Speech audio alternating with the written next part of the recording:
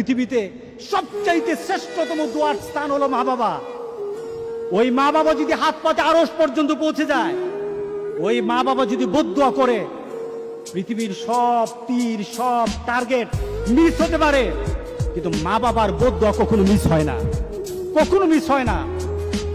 আর সন্তান মা বাবার জন্য যখন দোয়া করে, পৃথিবীর কোন হুজুর, পৃথিবীর কোন বুজুর্গ ব্যক্তির দোয়া কবুলের ব্যাপারে সন্দেহ থাকতে পারে, কিন্তু সন্তান যখন মা বাবার জন্য দোয়া করে, এই দোয়া আল্লাহ ফেলে দেয় না।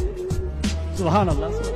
কারণ মা বাবার এই দোয়াটা শিখিয়ে দিয়েছেন আল্লাহ সুবহানাহু ওয়া তাআলা, রব্বির হামহুমা কামা রব্বায়ানি সগীরা।